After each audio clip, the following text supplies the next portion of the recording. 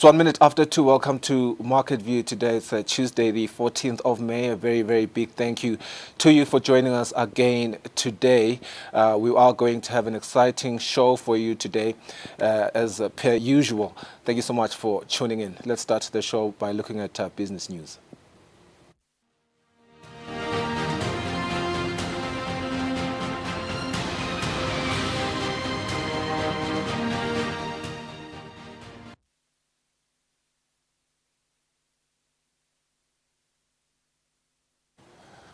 Non-disclosure of pending loans when borrowing in banks is part of the reasons leading to Eswatini being overly in debt and failure to service other loans. This observation has been shared by the Chief Executive Officer of Eswatini Bankers Association, Zakhele Lukhele, in response to the central bank saying Eswatini in different sectors are struggling to service their loans. In its monetary statement, the Central Bank of Eswatini has shared that Eswatini in different sectors are struggling to service their loans and debts, resulting in the governor saying stringent measures are being taken to ensure compliance with the law, which states that a person must not remain with less than 33% of their salary after loan deductions. The Chief Executive Officer of the Eswatini Bankers Association, Zakhele Lukhele, says non-disclosure from clients leads to people having more debts. The banks always lend within the 33%. That is based on the information that they have. And the banks cannot lend more than 33% because that is embedded in the law. So the banks cannot break the law. So we go along with the 33%. The real problem here is that people do not disclose their information. The information that is available on pay slips will show maybe one or two deductions or the statutory deductions in most cases. And then the deductions that go to repayment of other commitments may not be within this pay slip, but probably may be in the bank or outside arrangements that are made between the lender and the person. So as banks, normally we ask people to disclose that information so that we know all the commitments and then we can calculate the 33% accordingly. But unfortunately, if people do not willingly volunteer the information as we normally ask for it, maybe give them some forms, then we cannot be able to know that the person is becoming over-indebted or that we may be lending money that will result in him paying more than 33% of his salaries to loans. It's unfortunate then that because maybe somebody wants a loan, they will not disclose the information, they deliberately withhold that information. So that is the normal problem that really results in people becoming over-indebted. He also explains the possible solution. As banks, we have already raised with the regulators that there needs to be some formal interaction where we are able to see what the people are committed to with other institutions. If the information can be made available through some form of or another, that could make things easier for all the institutions to know that so-and-so is indebted to another person. But that will also need the regulators to come in and play a role in facilitating the sharing of information. The Eswatini Credit Providers Association has also said it has noticed that Eswatini are in high debt, thus it will sensitize them to keep their debts manageable. For Market View, Nelson Dlangamandla, Vuming Khosinzinisa, Mbabane. The lack of information on trade is part of the hindrances to women in business, and this is why the International Trade Center, supported by the European Union, is capacitating women on necessary logistics in business development. The national coordinator, Vimbai Kapurura, said this during a training workshop for 50 women at Happy Valley, Eswatini.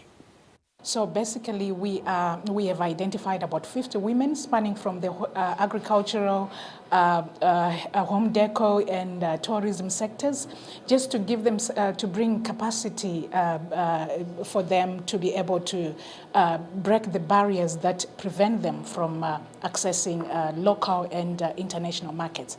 So the idea is to ensure that we have women who are fully engaged in the complete value chain of trade in the country, because it's of paramount importance that women are included in trade. In as much as we are capacitating women with knowledge, with information to access markets and all, we also work with different partners within the country, like the government. We work with finance institutions that will actually help them to access resources to further develop themselves in their different businesses. The participants say the training has been an eye-opener. Just to get knowledge on self-training and how I can portray my business or the sector I'm in better to the general public out there or internationally to bigger countries as to what makes us different or special compared to other competitors in our industry. Noma ngabe kuthiwa kude imali phesela banginika yona esandleni kodwa mina ngidawuhamba nelwadi le uNkulunkulu noma akuphile elwadi kude umuntu ongalithatha kodwa imali usidlana ngadibana nawo ayithatha kodwa lo lwadi molugcinile litawuthuthukisa yona le business yami phindze lisitele abanye emangweni nalaba lenginabo namhla la kule mbuthana lesikuwo namuhla. When you are having a business, you have to be confident. You have to change your attitude towards you because an attitude builds what you are and how you are going to do it. It also gives you more confidence to your skills. The International Trade Center says the women in business will also be trained on export readiness, communication, pitching, as well as networking with women-led businesses and business support organizations. For Market View, Nelson Ngamandla, Vuminkosi Nzinisa, Ezulwini. That is how we end our business news today. Let's go for a quick ad break. We speak to Business Eswatini Chief Executive Officer Inathi Dlamini after the break.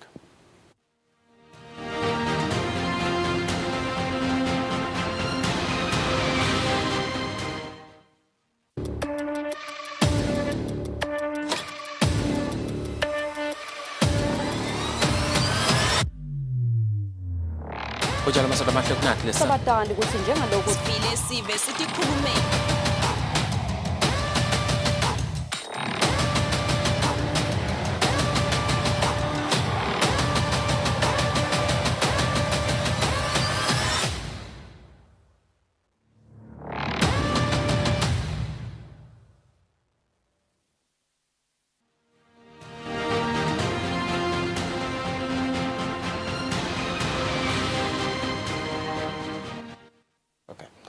Welcome back. The business community says getting the 400 million emalangeni through the 4 billion emalangeni bond listing in the Johannesburg Stock Exchange shows confidence in Eswatini and is a positive for the economy. Business Eswatini's Chief Executive Officer Inathi Dlamini says this, however, comes with a huge responsibility for the country. In the year 2022, government took a decision by issuing bonds through the Johannesburg Stock Exchange to the value of 4 billion emalangeni, which the Central Bank of Eswatini said it will be in rands. This decision by government has seen the country being granted 400 million emalangeni. Business Eswatini's Chief Executive Officer Inathi Dlamini says this is good for the country's economy. This means that people out there have full confidence in our sovereign debt, and by implications it means they have full confidence in the direction the country is going economically, at least. So that, I think, it's a major win for the country. Secondly, you will be well aware that government for many decades has been issuing sovereign debt to the local markets. That's what they've been doing, and for the first time now they've decided to diversify to the SADC region.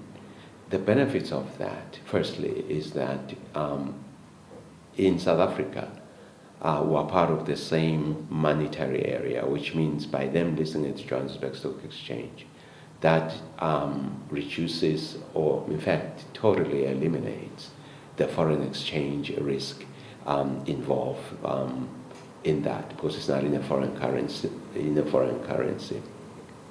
The second thing is that government has always borrowed from the local public, and now they've decided to borrow elsewhere, which means that it leaves more liquidity within the local market.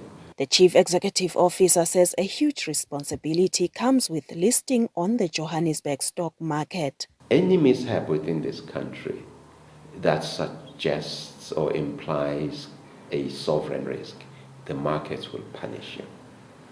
which means every time they think there is no policy coherence, there's a skirmish which they do not understand, you will see the risk premium on those bonds going up, which means every time we make a mistake here, we will pay for it through a price increase in our bonds. He has advised government to first service loans with the money from the stock exchange. For Market View, Naswendla Ngamandla, Vuminkosi Nzinisa, Mbabane. All right, that was Inathi Dlamini, the Chief Executive Officer of Business Eswatini. And as magic would have it, he's magically in our studio today. He's right next to me. We're just watching you on screen. And you said quite a mouthful there, Dlamini, as I welcome you to the studio. It's a win for the country, and I think, that is the overarching sentiment there. But you also speak of two benefits. We are in the same monetary area. That's one. Number two, you did speak on the fact that borrowing elsewhere equates to liquidity in the local market. Yes. Maybe let's look at once again the overview really of the 400 million emalangeni. What does this mean for us? What does it signify for Eswatini? I think we are presented more time now. First of all, I was watching the clip, by the way, with you. So and it didn't pick up, first of all, the congratulations that we heaped on the Minister of Finance and government in general, because it was a phenomenal success. It's something that's never been done before, and they've done it successfully. First time around, you are well aware that the batch was for 400 million, and the minute they flighted it, it was just taken completely. That in itself is quite rare. So yes, kudos to them for that success. So we have raised now 400 million in our hands, which we have borrowed not from the Eswatini market, but from foreign markets, as it were. Because we are well aware, once you list bonds on the JSE, it's not South Africans who just buy them. It's everybody. Right. Even pension funds overseas, they come buy. Yeah. That's a good part about it. You don't know who's holding your debt across the world all of a sudden. Yeah. And it means you are not beholden to one person whom you don't know. Indeed. But they know that they're holding the bonds and stuff. So here's $400. It's here. It's going to be coming in country. The question now is, what do you do with it? Yeah, and that's the big question. And before we get into that, I want us to look at the confidence and, the confidence and economic confidence really in terms of investor confidence. And I know this is something you're passionate about. You love to talk about it. We are seeing 400 million being raised here. And I want us to talk about, in your opinion, what key factors contributed to this confidence that we see as a sentiment in the country now? I'm so glad that you mentioned the word confidence, because essentially everything is based on confidence. Right. Even for them to have bought all of those bonds, it's because they're saying, I think I'm confident in you. Indeed. And you'll be very much well aware. Countries are rated based on their sovereign risk. Are you stable? Is there any policy coherence in what you're doing? Is your economy going forward? Your GDP, is it growing very well? And based on socially, have you got it together? And then they give you a rating. By the way, the rating agency from the world that rates this country is called Moody's. There are 3 rating agencies in the world. That's Moody's, that's Fitch, that's Standard & Poor's. Ours is Moody's. 2017, they rated us, this country, as a sovereign risk. It was B3, B2, and then in 2020, it went to B3, stable, and lately it's B3 positive, which means I think things are looking up for you. Impact, So that's it. And cleverly, government realized that the rating is good. It's time to go launch that debt. That's why maybe they took it, because the world now is starting to look at us very, very positively. So things are working very, very, very well, and it's being driven by confidence. Yeah. Now the challenge is, can you maintain that confidence going A big forward? challenge indeed. A big challenge indeed. It's a big one, Yeah. because you cannot talk recklessly anymore, because the markets are listening to what you're saying. You cannot speak out of turn and undermine the confidence in this country, because the markets are listening. And if you do, they will punish you. very heavily. And the way they punish you is you're going to end up paying a higher price for that debt. That's how they do it. What long-term and maybe short-term benefits do you foresee economically, with this development? Look, I am thinking because, as you are well aware, government has always been borrowing from the local market all the time. Right. And also the private sector is borrowing from the local market. It's as if now we're competing with our own government, with the banks. Yeah. So government is saying, you know what, I'm going elsewhere. You private sector, you can borrow locally, which means now more liquidity is available. Yeah. Yeah. And if there is more liquidity, it means interest rates now are kept, they are managed, they don't grow too much, because if the more a market is illiquid, somehow interest rates will tend to go up, which is not good for business.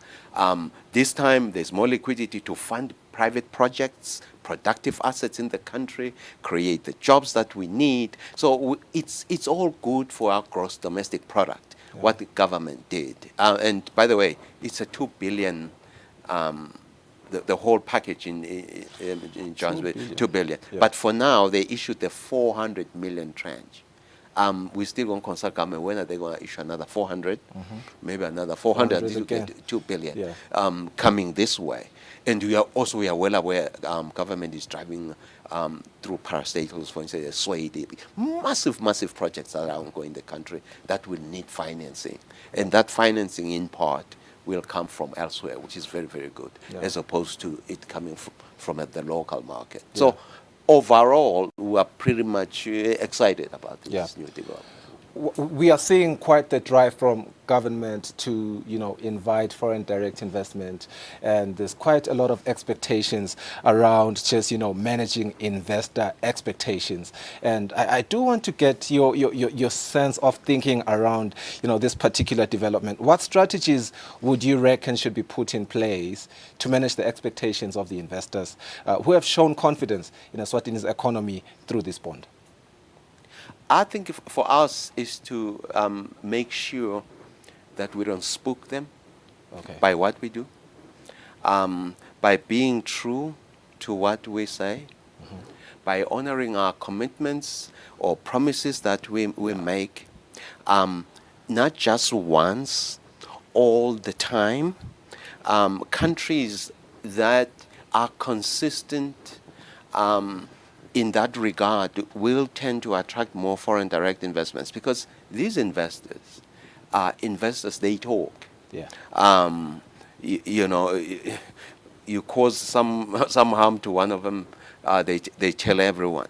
And I think it just behooves all of us in this country that we ensure that all foreign investors, by the way, the people who have bought bonds, they are called also foreign investors, but they are holding what you call portfolio investments, because they haven't set up a factory here. But they are investing in the country by buying your bonds. Yeah. Yes. So they are also investors, by the way. So we have two sort of investors. Others buy your debt to support you. Others will come through the border and set up factories and support you, hire people. Yeah. Both of them, even locally, you need to take care of them. And somehow we've sort of fallen short in taking care of those who are here, for one reason or the other. But I'm happy that now we are increasingly becoming one-minded, that it is our responsibility, not just business, Eswatini's responsibility, but the government agencies as well, like IPA and others, to ensure that whoever is here is well looked after, because then obviously they will then invite their friends to come over.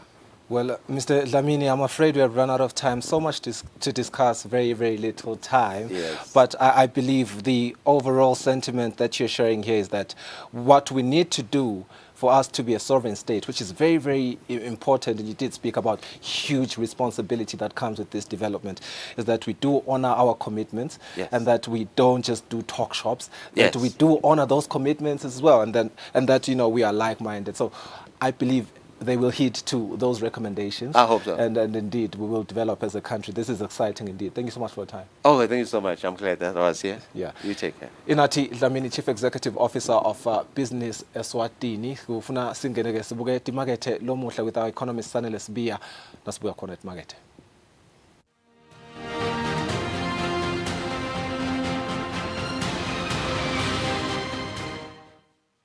Be sure to catch Business Watch every Wednesday between 2 p.m. to 3 p.m., where we feature the latest updates on business news, market trends, and exclusive interviews with industry leaders, as well as insights on emerging small and medium enterprises in the commercial sector.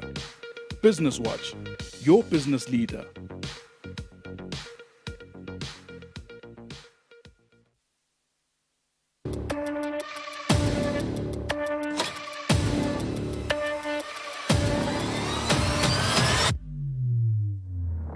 Ujala masoda mahle kunathi lesa. Sabatandi ukuthi njengalokho sifile sive sithi khulumeni.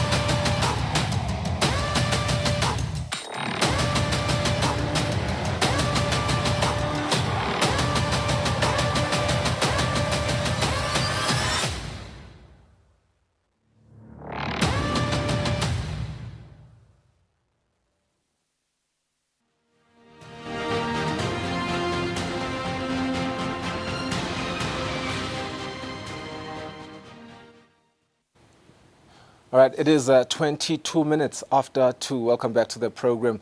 We're looking at financial markets today, starting with the United States markets. Mr. Sibiya, if you will, all these indices, we do see the Dow Jones Industrial Average today, which has seen a decline of 81.33 points. It is a 2.1%, 0.21% drop, I believe. What factors might be contributing to this downward trend, and how significant is this drop in the context of recent market performance? Thank you, Mr. Nimalo. So what we are seeing there is, when you're looking at the Dow Jones and the S&P 500, they have actually lost a bit of ground. So that's basically on the background of the fact that we are still waiting for the inflation data to come out today in the US, and it's actually this data that is going to give us an indication of what will be happening in terms of, the interest rates, which is what the markets are really watching out for in the current term, in the short term to the medium term. It's quite interesting. The European markets, and here I will give you, a bit of, more time to elucidate on what is really happening here. We do see the FTSE 100 edging up by 3.48% points, rather, a 0.05% increase. What key factors are influencing the UK market, and maybe how does this performance compare to other major European indices? All right. So when we're going to major Europe, we are seeing that, Germany and France really are not performing very well, but, they are still very high comparatively. And then when we look at, London seems to be really just still maintaining their somewhat bullish stance. So what we are seeing there is, the weaker pound sterling in the UK, as it actually makes UK stocks quite lucrative, and, it attracts more investors to come into the market.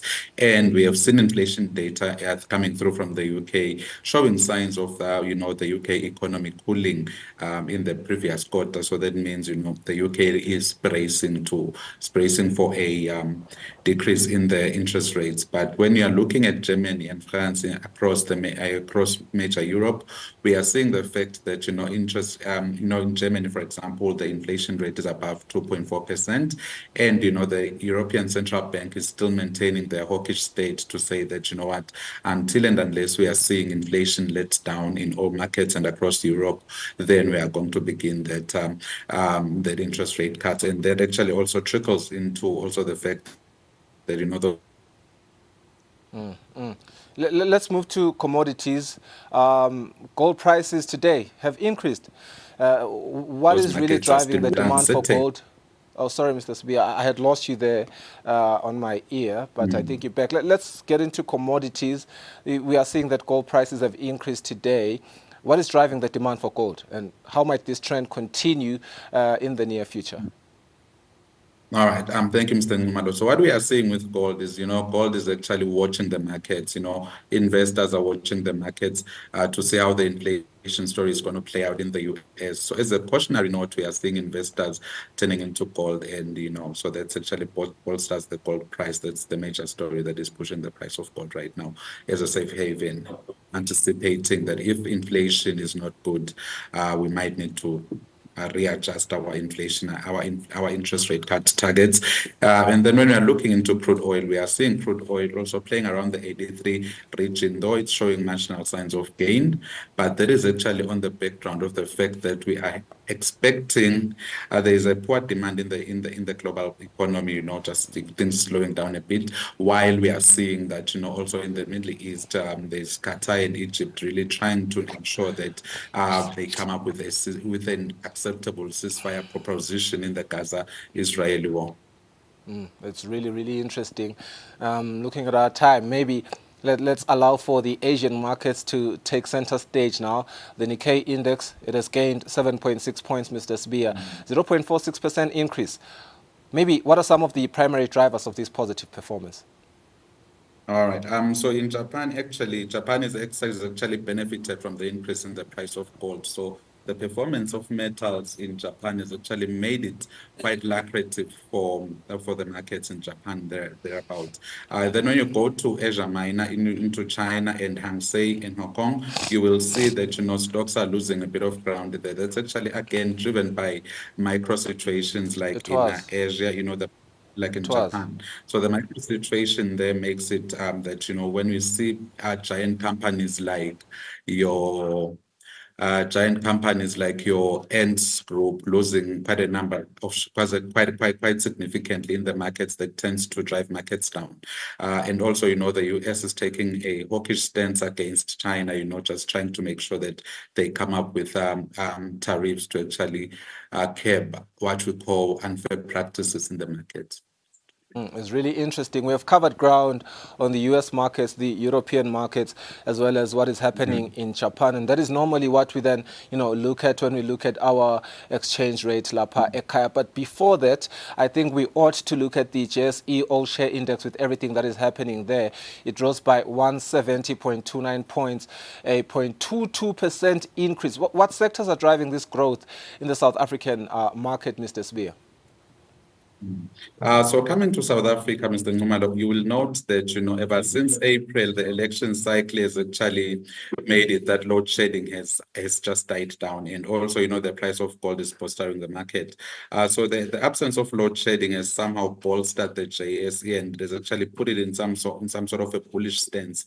We hope this trend should actually sustain post the elections, Mr. Ngumalo. Let's just segue directly with this remaining minute to our exchange rate today, Lilangeni against major currencies.